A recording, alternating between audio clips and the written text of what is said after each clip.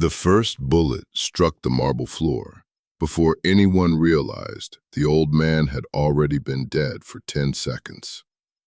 For a heartbeat, the luxurious restaurant fell completely silent.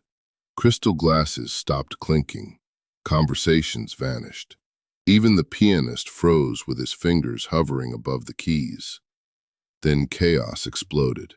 People screamed and rushed toward the exits. Chairs crashed into the polished floor. Security guards reached for their weapons, but none of them knew where the shot had come from. At the center of the room, Matteo De Luca, the most feared crime boss on the Eastern Coast, remained seated at his private table.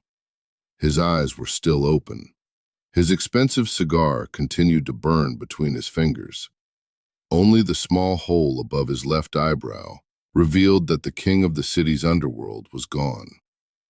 Less than 30 seconds later, every exit was locked from the outside.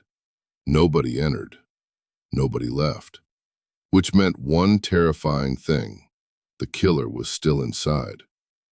Across the city, former homicide detective Adrian Cross was pouring black coffee into a cracked mug when his phone vibrated. He stared at the screen without answering. Only 4 people still had his number. 2 of them were dead. 1 had disappeared years ago. The 4th was a woman he had sworn never to speak to again. The caller ID displayed only one word: Sophia. He almost ignored it. Instead, he answered. "You've got 30 seconds." Her voice was shaking. "They killed Matteo." Adrian said nothing. "I know." Silence. Then Sophia whispered something that made him nearly drop the phone. "They're saying you did it." 3 hours earlier, Matteo De Luca had invited exactly 23 people to dinner. No phones, no bodyguards inside, no recording devices. Every guest had been searched twice. The invitation itself had confused nearly everyone. Matteo never invited rivals to dinner. He invited them to funerals. Yet tonight, politicians, judges, businessmen, and mafia captains sat around one enormous table pretending they trusted each other. Nobody did. Every smile was fake. Every handshake hid another plan. Matteo stood slowly and raised a crystal glass. "I've spent 30 years building an empire." His deep voice echoed through the private dining hall. "Tonight, I intend to destroy it." Several guests exchanged nervous glances. One of the judges forced a laugh. "No jokes tonight, Matteo." "I'm not joking." Matteo reached inside his jacket. Instantly, half the room reached for hidden weapons. Instead of a gun, he removed a thick envelope. He placed it on the table. Inside were photographs, bank accounts, government documents, secret recordings, enough evidence to destroy every powerful person sitting in that room. "You've all stolen from me." Nobody moved. "You've lied to me." Silence. "You've betrayed me." The room suddenly felt much smaller. "I know every secret." One of the captains slowly stood.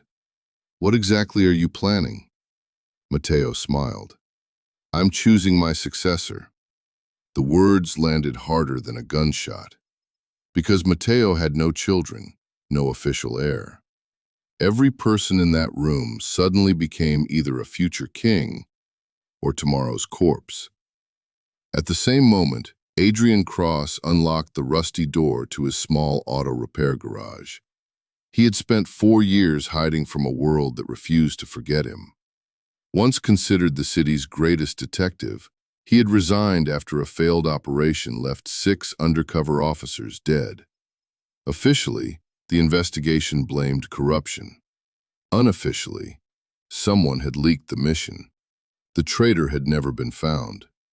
Every night, Adrian replayed the operation in his head. Every night he heard the same gunfire. Every night he wondered whether the leak had come from inside his own team. The guilt never left him. He preferred engines to people now. Cars never lied. A black SUV stopped outside the garage. 3 men stepped out. Expensive suits, military posture. No visible weapons.